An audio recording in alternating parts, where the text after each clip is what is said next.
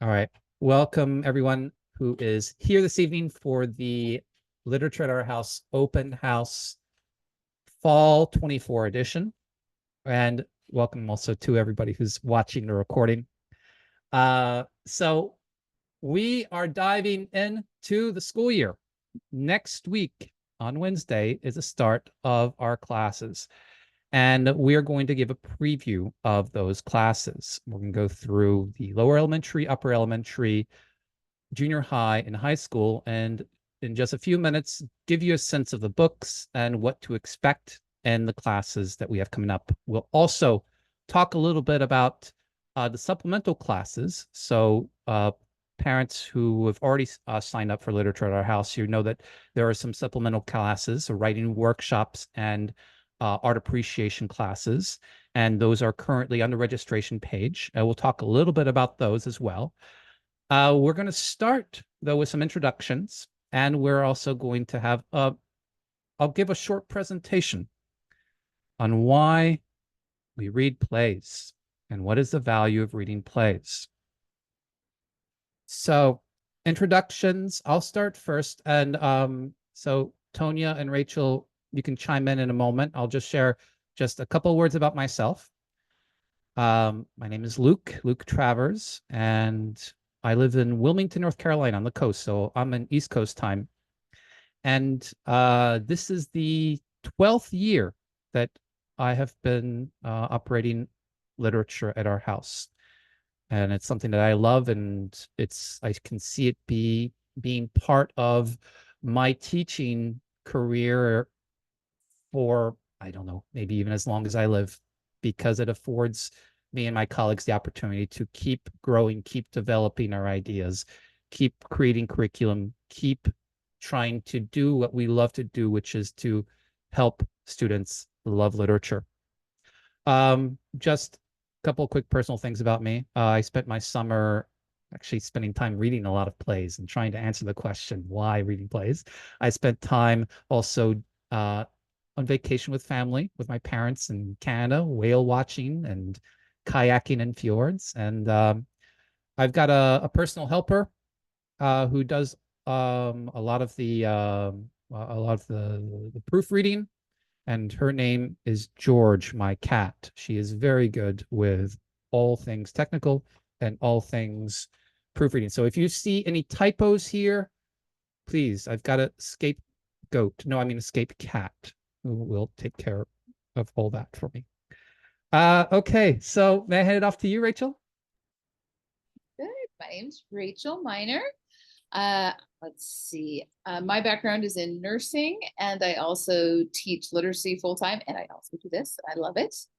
Oh gosh, my son was a student in literature at our house for a while, and then I think we've been involved for, I don't know, close to 10 years perhaps, and teaching for maybe around 6, 7. I don't know exactly, but I love teaching the upper elementary class. I love the books that we share, and I love seeing the students just delight in the literature. It's a lot of fun. Personal stuff. I've got a son who is 20 and starting his senior year in college. I teach literacy students all the way from age 6 to adult. So I have a lot of different students. And my helper, hey Tracker, you want to come be my helper? My helper is a very silly yellow lab who likes to lick everybody and doesn't think they know how much he loves them unless he licks their ears. Good word, Tonya. Hello, everyone. I am Tonya Fingerhut, and let's see, I live in North Carolina also. I live closer to Raleigh, in a town called Cary, and I think I met Luke maybe 20 years ago when my children were young and we taught at a private school together.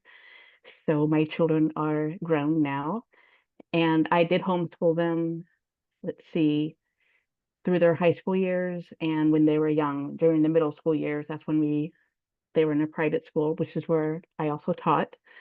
So I've also have experience teaching in the public school setting when I was younger. And let's see, My summer, I spent taking a writing class for 10 weeks. So that's what I decided to do. That's all. Thank you, Tonya. Thank you, Rachel. Okay. So if you're just coming in and you want to share where you are in the world, please feel free to. And if there's anything especially that you are hoping to learn from tonight, please incorporate that in the chat. Now, I'd like to give a short presentation here to give you a sense of how we approach teaching literature. Last year for the fall open house, I gave a short presentation on poetry appreciation and 5 tips for helping you to enjoy poetry with your children. I want to talk a little bit about plays. And the reason I want to talk a little bit about plays is because I've taught plays in literature class for nearly 20 years. And I've enjoyed teaching plays and I've enjoyed reading plays with my students. But when I found that I, come on my own and pick up a book, I never pick up a play. And if I do pick up a play, I found it really frustrating to get into. So this past summer, I kind of made it a project of mine to try to see how I could help myself get more into plays and therefore help students get more into plays. Now, I have here an image of all the plays that are being taught this year. Most of them, we do plays mainly in the junior high and in the high school class, but also occasionally in the upper elementary. And there's going to be one play that students are going to read with Mrs. Rachel Miner in the upper elementary. I want to start off by kind of situating plays in all the types of stories that we read to give you a sense of how frustrating plays can be. Now, we read novels, and that's the main type of literature that we read. And novels are a kind of literary journey that have multiple conflicts or growing conflicts. There is extensive description of places and characters. You feel like you're going on this incredible journey to a faraway place, whether it's Egypt or ancient Greece or 19th century St. Petersburg, Russia. The dramatization is immersive. There's action, there's intense moments. You feel like you're there. And then there's often very in-depth narration. You get to know what the stakes are of these characters' conflicts. And you get to see the characters thinking. You get to hear their thoughts. You get to delve into their minds. So the world is filled out and the characters' inner lives filled out. Novels, I would say, are the most immersive of all the literary genres. Short stories, we do several short stories often. And I would consider short stories for the sake of discussion here as like a condensed, smaller scale version of a novel. Same kind of attributes, extensive description, inner thoughts, conflicts, but the conflicts don't become huge. They're more minor. We do poetry, a lot of poetry. And in the poetry, you might consider a poem like it's an idea, a theme that is captured in beautiful words or horrific words and images. And poetry can be very vibrant and beautiful, but the ideas are on a much smaller scale. We also use artworks to tell story. We look at paintings, and in a painting or a sculpture, you have a dramatic moment that's frozen in time, that's captured. And we have to fill in a bit of the story. We have to figure out what's going on in the scene. But that is a vivid form of storytelling that we also engage in. It's like a visual poem, you could say. And plays. Now, plays, here's the challenge. A play is simply dialogue. It's a conflict between characters, sometimes just a couple of few characters that's distilled down to just dialogue. There is nothing that's included in the novel up there that I have in that description. Now, I did a little exercise earlier this summer where I tried to think about why am I so frustrated by plays, and I came up with 5 reasons why I find them frustrating. I find it really frustrating to read. Now, I tell students at the beginning of each play that we read, we're not supposed to read this play. We're supposed to watch it. This is the script. But we are reading it. So why are we reading it? And why am I going to put students through all this frustration? And here are the frustrating things. There's very little character description. There is no idea of what characters look like. Now, if you spent some time with a Victor Hugo novel like Hunchback of Notre Dame, you know there is a 3-paragraph full-page description of what Quasimodo looks like. There's nothing like that in a play. No, you might get old gentleman. That's it. So you don't have a clear idea of what characters look like. What else is frustrating? There's very little indication of expression or tone. So when you read what characters are saying, you don't know whether they're sarcastic, whether they're sad, whether they're jolly, whether they're angry. There's nothing that tells you this character said slyly, I will come back. No, nothing. You don't know how they're supposed to sound. What more? There's no internal drama. All that kind of introspection and looking at the character's thoughts that you get in a novel, nothing of that. How do you know what the characters are thinking? Well, they kind of have this convention in plays where they have a soliloquy, like a monologue, where they speak out loud to nobody in particular, share their thoughts. But that's seems contrived. And then most of the time, you don't get a good sense of the inner thoughts of a character, which can be very frustrating. Like, what are they thinking about? What are they going through? Oh, but that pales in comparison to this. I hate these 2 words. They fight. There is a frustrating lack of description of action. Often is duel ensues or stands up. And you're supposed to flesh that out into some kind of intense, dramatic, immersive action scene. There's nothing of that in a play. And the last thing, and this can be frustrating, when you read a novel, sometimes you stand back from the action and the author tells you, here's what's going on. Here is the conflict. Here is what's at stake. You get no narrator in a play. So it's often not clear what exactly is the conflict going on. Now, I think for me, this captured what was frustrating. Now, and this kind of fits as the reason why we don't read plays, or you're not supposed to read a play. It's a script where you need to have actors, where you need a director, where you need the narrator. It's meant to be performed. Now, why read plays? Here's my answer. You, as the reader, get to be the actors. You get to be the director, and you get to be the narrator. You have the dialogue, and you extract and you infer from the dialogue what the characters look like. You infer from the vague description they fight what kind of fight it is, what kind of scene is it. You get to infer the conflicts, and that exercise of inferring, of imagining, of supplementing the dialogue, that act of doing that is in some ways more rewarding than having it be spelled out for you by an author. So here are some things to do.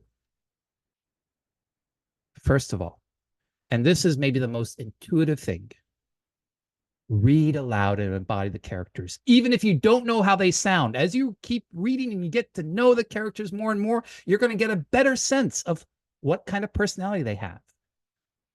But you get to kind of not just, okay, shift between, okay, you can read a novel out loud, but you don't just simply get to kind of read somebody else's words. You get to be that person.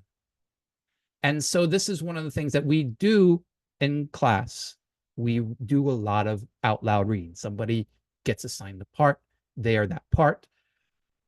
We have to kind of embody that character. I'll give one little brief anecdote of this. When we read A Doll's House by Henrik Ibsen last year in the junior high class, there was a moment where the husband, who's being rather paternalistic and condescending to his wife, we all kind of started to say, okay, we've got to read these lines in a particular way. He's got to sound like he's patronizing her. And we learned what the word patronizing means. So can you sound patronizing? And everybody got a chance and was excited to like, let me sound patronizing. And so that act of putting yourself in the character's shoes is something that you can do a little bit more easily with plays. Now, what more? Imagine or illustrate the characters. We spend time thinking about, okay, what are the characters going to look like? And sometimes we combine art appreciation with this, where we bring in some portraits and we say, okay, we got casting call. We got these three portraits and they're all up for the part of Antigone. Which one is going to be the best one? And we try to imagine what kind of image of a character would fit with the personality that we're reading in the text. And then being explicit about the conflicts after each act. We want to, there are no titles for acts. It's just act 1, act 2, act 3. We'll give a title to the act. And we'll give a one-sentence summary of, here is what's happening, and here's the conflict. To be very explicit about all this. So this is a little bit of how we approach it and how we bring it to life. And the value of it, again, I'll state, the reason why is because that inferring, that adding on, that supplementing that you do mentally to the story, to the bare bones dialogue, rewards you when you see how it fits, when you have an image of what Antigone looks like, and then you see her do this, it sinks in almost more than having an author describe it to you. In a sense, you get to apply the skills of reading a novel to reading something that is less filled out. All right, so as I mentioned before, that we have a lot of plays, especially junior high and high school. And we'll talk about these plays more when we talk about the individual classes that we're going to get to in a moment. And if you're just jumping in to the open house, welcome aboard. I'm wrapping up a short little presentation on why we read plays, and we're going to get into each individual class in the book lists in a moment. So, literature courses. We're going to go through one by one, starting with the lower elementary, then upper elementary, and junior high and high school. If you have particular questions, let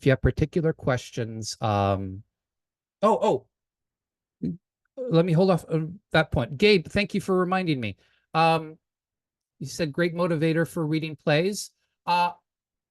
Just going back here, two things for parents. One, I want to encourage you to read with your children. If in the junior high class, we're going to be starting off with a play, and if they're amenable to it, you be a part, they be a part, or divide up the parts and read with them. And two, parents, I've got an opportunity for you, that not for students, but for parents and for fans of literature at our house. I'm doing a kind of play reading discussion for parents and fans of literature at our house on weekends. And it's going to be kind of, we've got a play set up, an Ibsen play called Master Builder. And the idea there is to kind of give you a sense, a little bit of a sense for yourself of the method that we do for your children in the class. And if you're interested in that, I'll be sending out an email to the Literature House mailing list. Okay. So if you have questions as we're going along, put them in the chat or hold on to them. We're going to try to hit all the classes. But if you get them in the chat, that means we'll make sure to get to them. And we're going to get to all questions that we have after we go through the 4 literature classes. So now I want to hand it off to Tonya for the lower elementary. So hello, everybody. I will be teaching the lower elementary literature class and writing workshop. So I will talk about both. And we will start with the epic stories about Tales from the Odyssey. As you see, there are 2 books here, parts 1 and parts 2. And in each of these books, there are 3 separate stories. So 6 in all, and each of those stories has its own focus. So it's a wonderful series. So many things to talk about in this world full of monsters and gods and giants. And what in the world is Odysseus going to do when he confronts all of these creatures on his way home? The next book will be a collection of myths, Adventures of the Greek Heroes. And here, what do these myths tell us about the world? And what does it mean to be a Greek hero? And then we'll get into a historical fiction, A Triumph for Fabius. And here, a Roman boy is given a Greek slave. And how does this boy help do something important for this adult man? We'll find out. Then we'll read The Kite Fighters, which takes place in medieval Korea. It's a culture that has very solid rules about codes. And we have 2 brothers who becomes friends with a king, a boy king. And so we have the royalty interacting with the commoners. We have expectations that the parents have of the children. So how do you get to do what you want to do, what you love, with all of these codes and expectations in place? Eric the Viking is a fantasy. Now, Eric is a very different kind of leader. He relies on the camaraderie of his fellow Vikings, and they go off to explore the world, and they work in the world differently than some of the other adventures we read about. And then we get into more modern day type stories. And we will read about Abel's Island. Abel has his own odyssey. He has his own set of struggles, and we will find out what he has to do to overcome a deep, I would say, loneliness. And then I have on here Matilda. And I have never taught this book before, but I've heard wonderful things about this this girl who has a very unusual home life, but she's really, really intelligent. So I'm really excited about reading this story with my students. So let me talk about writing workshops. So writing workshop is for those who are in the literature class, and we will generally use topics related to our literature assignments, but you'll also have time to do other assignments as well. So I will focus on topics that children are interested in, and I have sort of a system. We will do some brainstorming. We will talk about an outline. We will make an outline together. We'll talk about what is a topic sentence and how to write one, how to do an outline, and how to do a clincher or closing sentence. I will talk about how to write sentences. The assignments for homework will be very manageable and very clear. And we will do a mix of expository assignments with creative writing. We'll do some poetry. We'll do some stories, and we'll just answer some factual questions. If you have questions about my literature class or the writing workshop, go ahead and post them in the chat, and we'll talk about it during our question period. Thank you. All right. Thanks, Tonya. And Tonya, feel free to also answer questions directly in the chat if you want to. Okay. Next up, Rachel, it's all you. Lovely. So we're going to start our year with the Golden Goblet. which is really an immersive novel that takes place in ancient Egypt. And so students get to really take a different point of view. And again, this is our ancient year. So very kind of a distinctive ancient culture. We talk about like what these characters are dealing with, and then bridge from there in all the novels. I tend to offer a rather large choice of writing prompts, and I customize them each year. I tend to, as I'm going along, how about this, as a prompt as we're doing our discussion questions each day. And some years, the favorite from a prior year, all the students are like, oh, that's a terrible idea. So we don't do that one. So they're customized throughout. The writing assignments in the upper elementary are, again, accessible, but it's not a writing class. So for students that want writing, a writing workshop kind of thing, there isn't one for upper elementary, but we do have tutoring. We're also going to do Greek myths, a higher complexity, but just a higher maturity level version. One of our kind of like most exciting novels is Anna of Byzantium, where we get to experience again, a very, very different culture, and really, really interacts with a very strong female character and see her grow, because she starts very young. Also, Little Princess, the other like much longer, more kind of intense, rich novel. We get to see someone who is able to maintain their individual skills and integrity, both when things are going really well and when they are not. Really a moving novel. And we have the play, The Winslow Boy. Students this age tend to really respond to the idea of injustice. This play explores that thoroughly. Where the Red Fern Grows really explores a character who wants something desperately and has to work for it hard over a long period of time.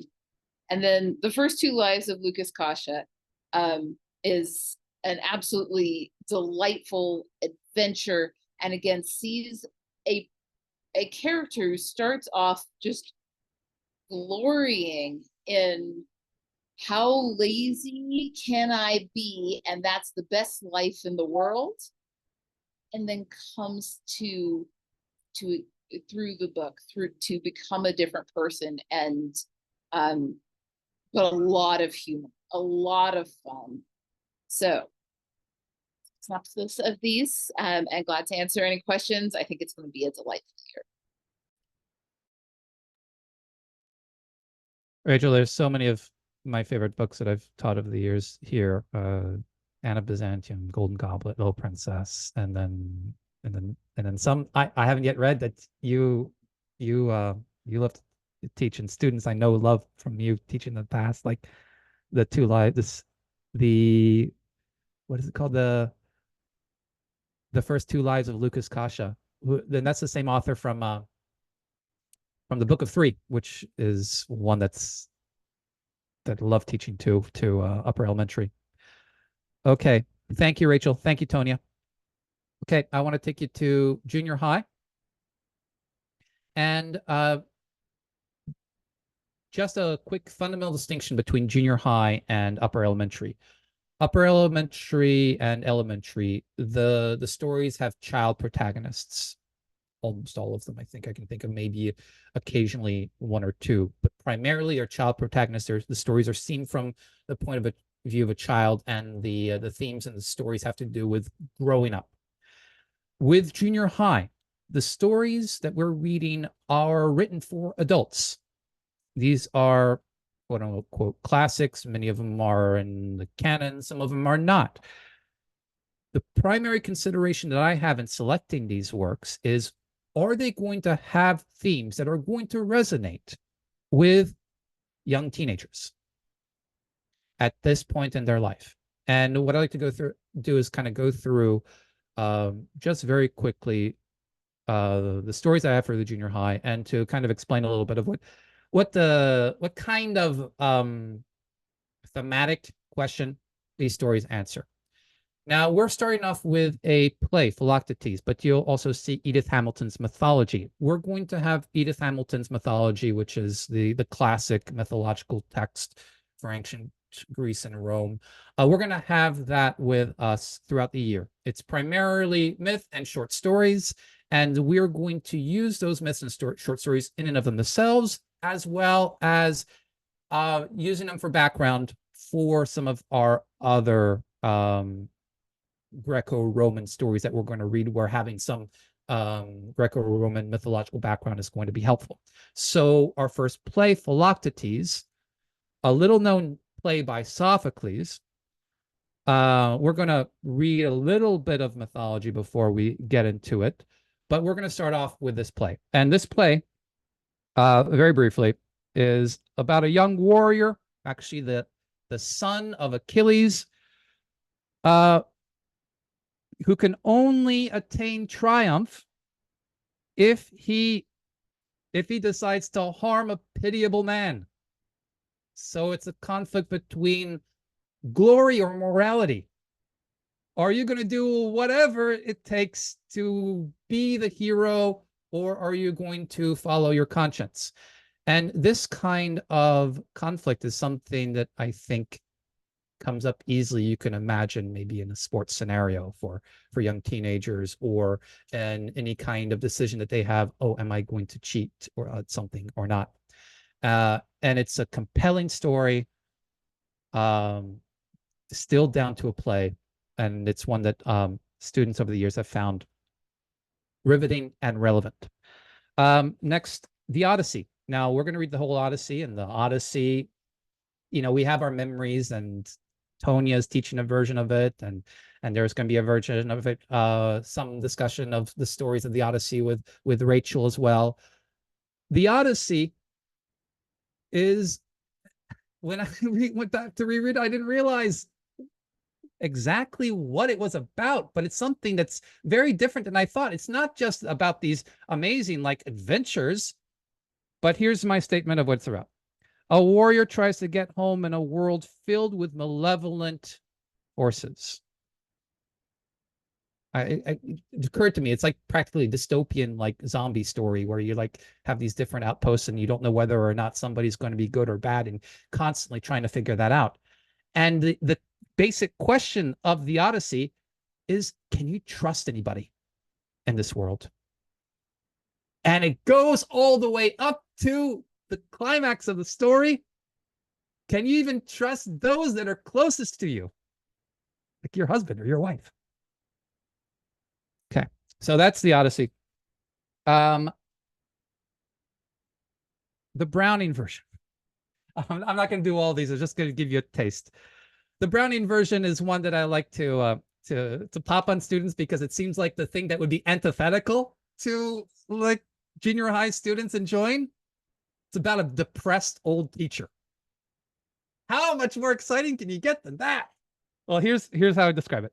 A retiring teacher comes to the realization that how much his students throughout the years have despised him.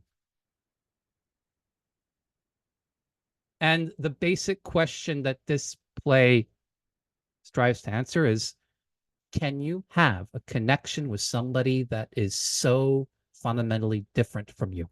Can you have a human connection with a person that is light years removed from who you are? Okay. I'll give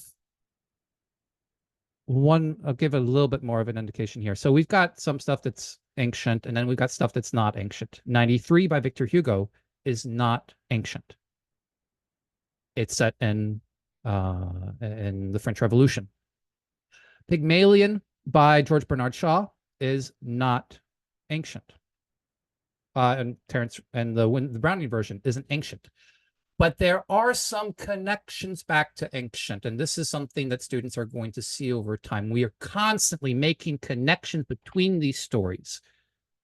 Whether it's, oh, Pygmalion is actually the name of this ancient Greek story about a sculptor who tried to sculpt his ideal sculpture, and then this Pygmalion, the play by George Bernard Shaw, is about a poor girl who wants to better herself and agrees to become kind of the doll of a phonetics professor. This is the play that My Fair Lady is based on. So there are these connections back and forth that we're going to make between these stories. In the Browning version, there's connection back to the Agamemnon, and in 93 by Victor Hugo, we're going to connect that back to Antigone. So that's a little bit there for the junior high. Now, high school. I've got two categories of books here for high school. I've got those that I am 95% sure that we're going to do, and then a handful that are candidates. That we might get to, we might not, depending on a variety of factors. So in a similar vein, we've got a lot of stories that are either directly Greco-Roman or somehow connected to Greco-Roman, even though they're later, and primarily thematically connected to Greco-Roman stories. I'm going to give you an indication of a few. Frankenstein is a novel that we're going to start the year off with. And Frankenstein, what? It's about a monster, right? That goes around killing people? Not quite. Yes and no. Frankenstein is about a scientist who desperately wants to save the people he loves and tries to find the secret of life. And when he's horrified by what he discovers, he's not able to really see the humanity of what he created. And it fundamentally asks the question, what is our essential need as human beings? What is it that human beings really need in life? And what happens to us when it's taken away?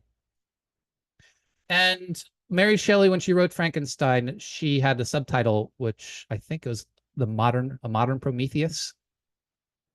Prometheus being the ancient Greek titan who brought fire to human beings. And we're going to read Prometheus Bound, a play by Aeschylus. Now, Sophocles is the main playwright, and in the junior high, we're reading two Sophocles plays, Philoctetes and Antigone. He is the most approachable. Aeschylus is a little bit more archaic, and Euripides is a little bit more kind of nitty-gritty realistic. But we're going to read Prometheus Bound. And this is the story of after Prometheus has tried his best to be beneficent to humanity,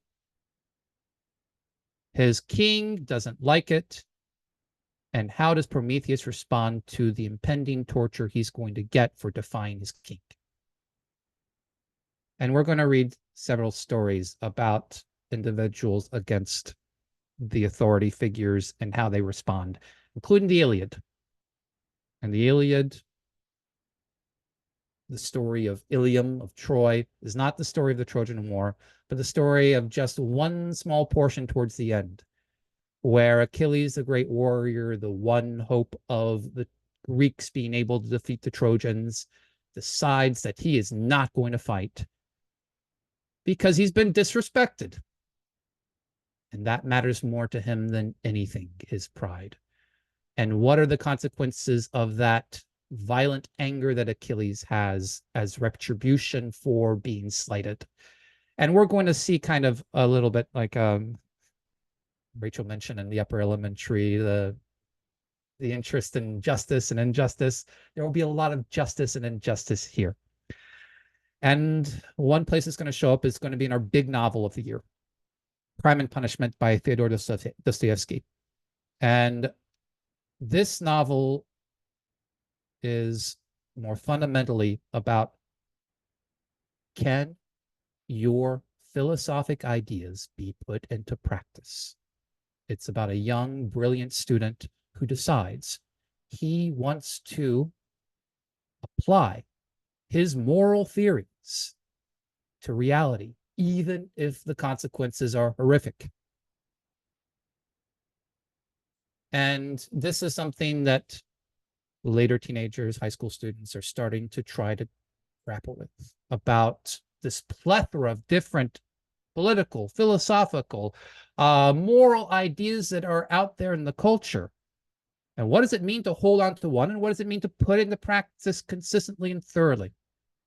And Crime and Punishment deals with that. If you have any particular questions about the others, I'll be happy to answer them. But we're Ibsen, Henrik Ibsen, Enemy of the People is, Ibsen is my top favorite playwright, and I think he's got the best conflicts and the most insightful themes.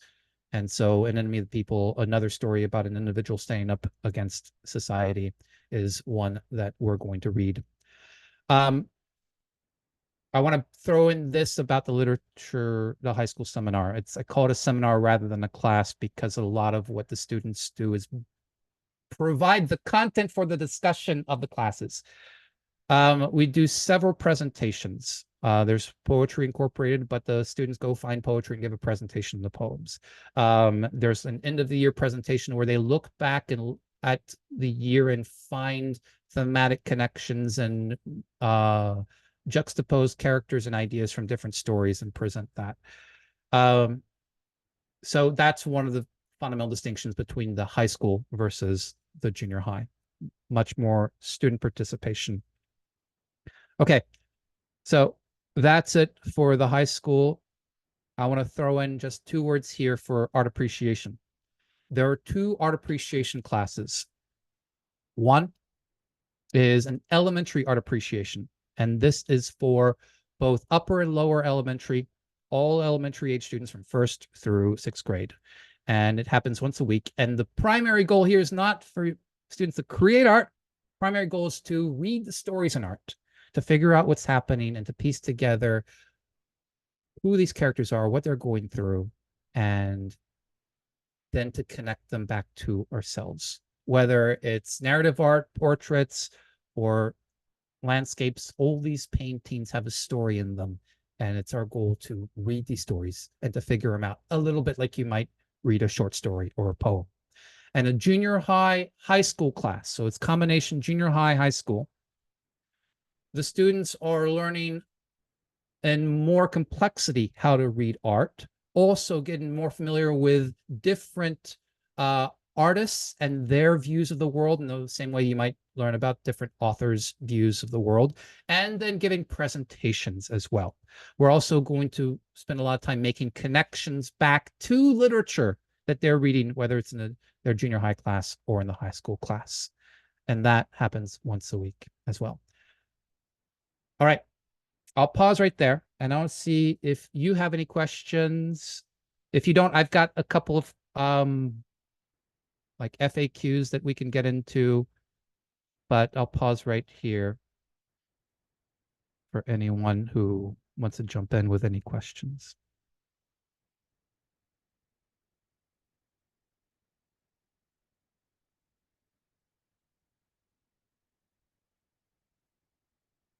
Okay, so one FAQ, I'll go over a couple here.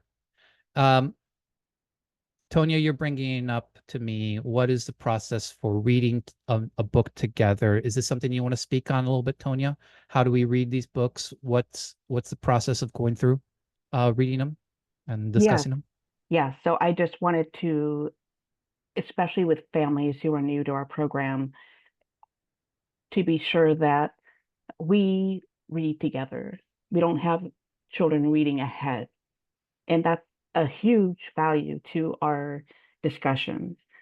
So in my class in particular, I will often read that first chapter aloud to my students and then assign homework thereafter. And I'll expect them to remember. We usually read 2 chapters for homework, sometimes 3, depending on the size of the book. And so I just wanted to make sure. And if on occasion we have students who've already read a book before they even started the class, and they will have the opportunity to sort of revisit and the story in a slightly different way. So they'll be expected to sort of not spill the beans, so to speak.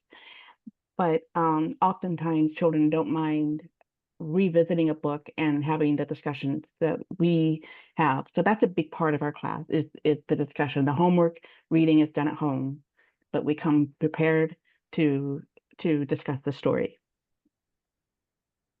Yeah, Tonya, I think that's an important thing to stress, and it's something that we indicate to students also by saying that the discussions that we have and this time we spend thinking about the characters and personally connecting to them primes us, gets us ready to get the most out of what happens next in the story. When the climax of the story comes, we want it to have the full power possible of what it can do to us. Not just to satisfy, oh, that's what happened, but also fundamentally to answer questions, oh, that's what it means. And not just that's what it means, but that's what it means to me. No, I did not want that to happen to them because I don't want that to happen to me. And it happened. And we want to care deeply. And so going progressively through the story and sharing the experience and discussing the ideas together gets us ready for the next step in the story.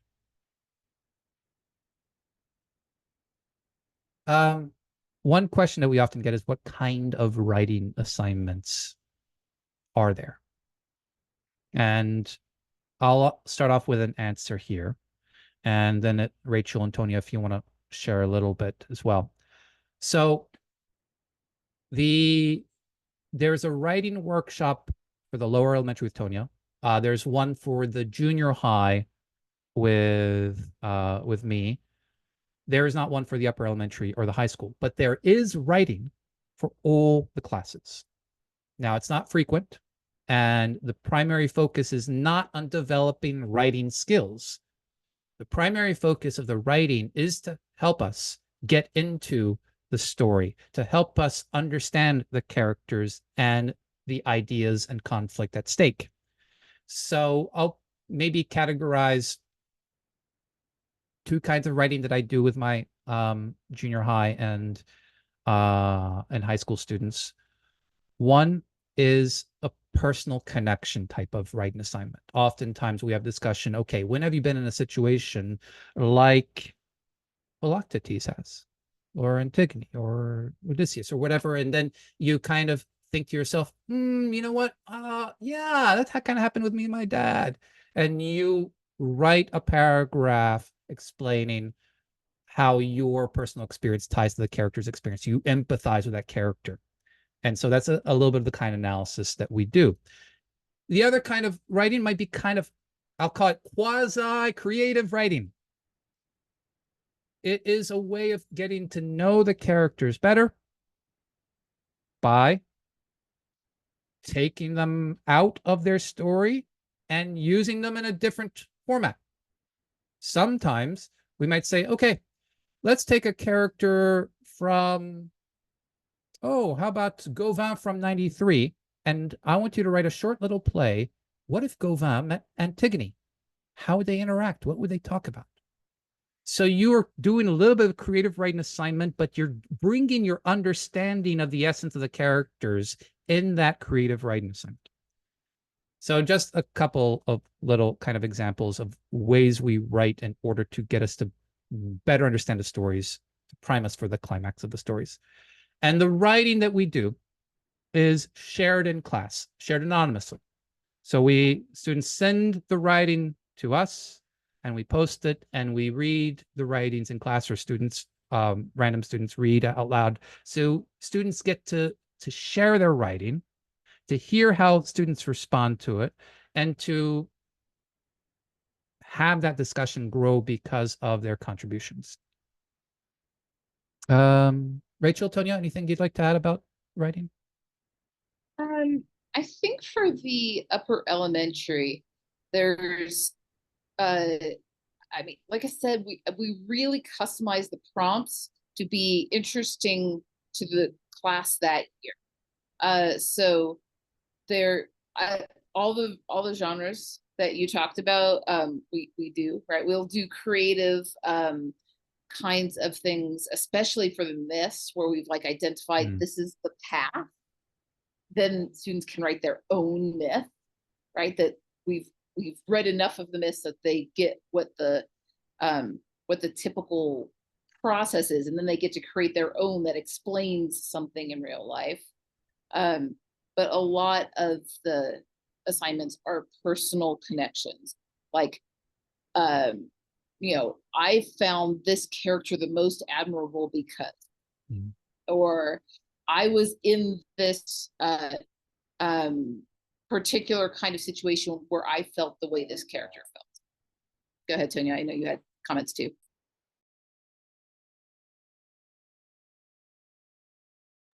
Okay, so let me see what I can add to this. I really love what Luke and Rachel had to say. I do feel like I sort of focus a little bit more on just how to write in my class.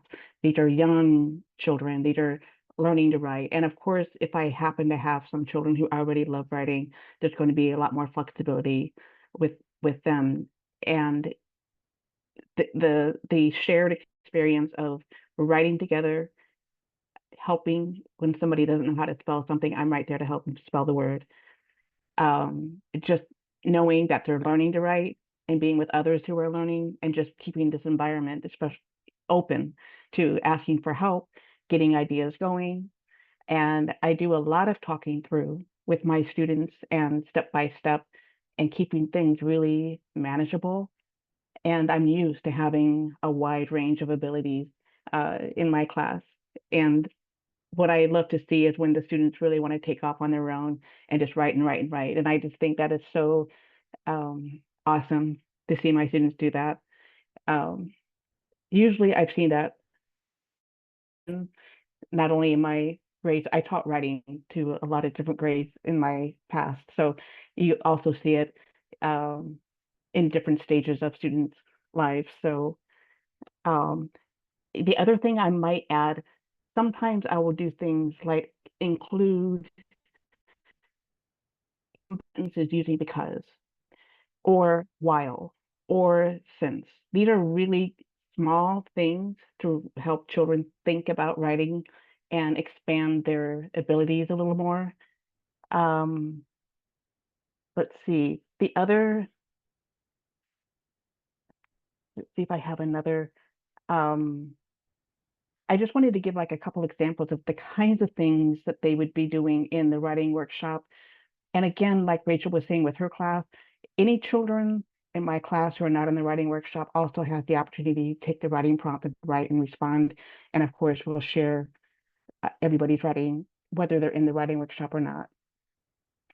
But like what question I might ask, remember that story I told you about the boy who owned a slave? When he was given that slave was injured because he was in a war. And so I will ask the question, what does the slave need to recover? And it's an interesting thing to discuss because he has everything that he needs physically is tended to, but the slave has just gone through war, his home's been destroyed, and this boy gives him something outside of a physical need. This boy gives him something emotional. And this slave is able to recover because he has a boy who cares about him. So that just kind of gives you a clue as to how do we think about writing prompts and connect it with stories and meaning for the child that's writing. So I just wanted to share that example. But if you have questions and you want to hear other examples, just let me know. Okay, I'll stop there. All right. Thank you, Tonya. So we're coming up on an hour, and I want to show you the schedule, talk a little bit about logistics. If you've come here primarily to kind of take in the curriculum and are not too interested in logistics, thank you very much for joining us. Go to literature@ourhouse.com and find more. I will also be posting this the recording for this open house very soon. And please feel free to get in touch with me or Rachel or Tonya. Rachel and Tonya, you want to put your emails in the chat if you have any particular questions that you'd like to ask them. So,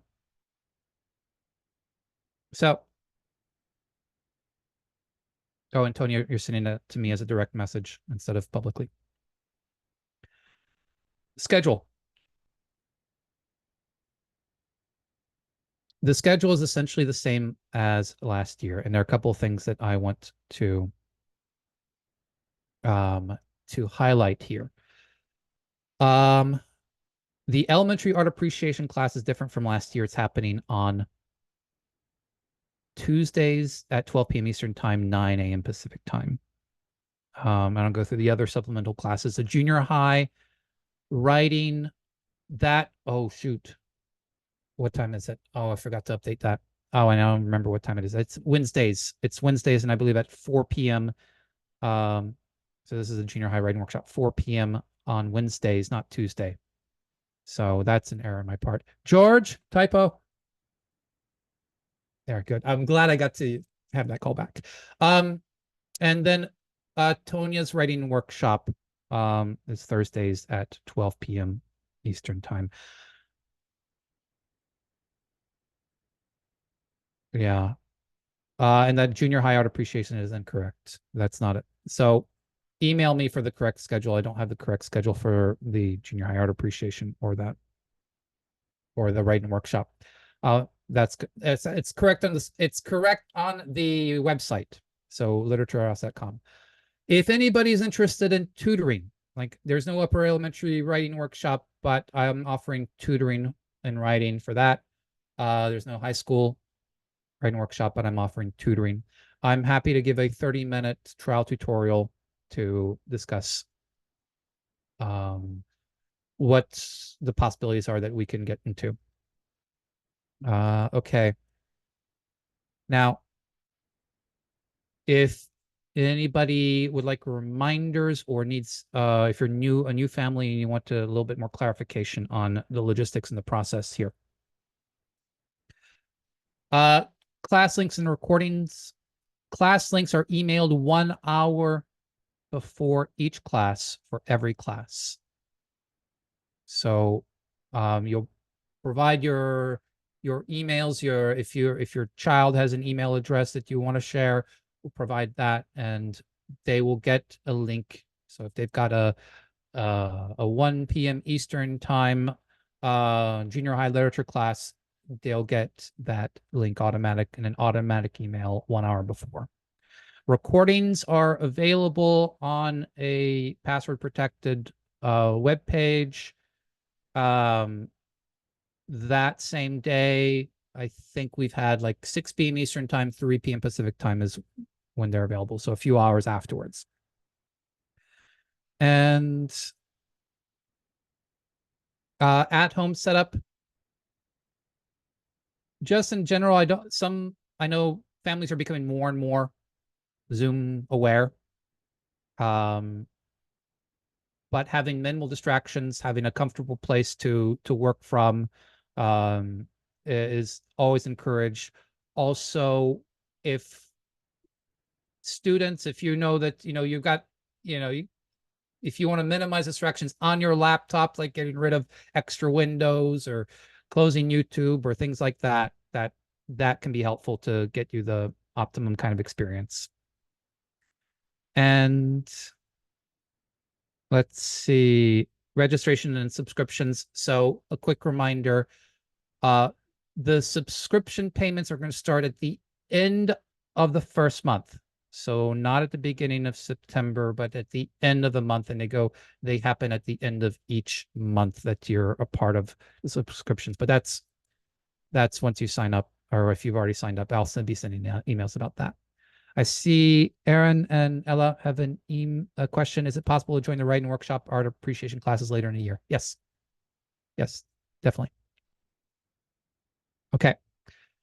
I think that's all I've got. Tonya, Rachel, final words. I'm seeing hands thrown up, chins shaking. No. Well, I think I've got everything done and my coffee's worn out. So, and it's 10 p.m. on the East Coast, almost my bedtime, but I've got to go feed George. I'm excited for the school year. I'm looking forward to next week. I love doing this so much, and I can't wait to see all of you in class and to share these wonderful works of literature. And I know Tonya and Rachel feel the same. So thank you very much, and see you soon. Bye-bye, everyone. Bye. See you next year. See you this year, sorry. Yeah, that's right.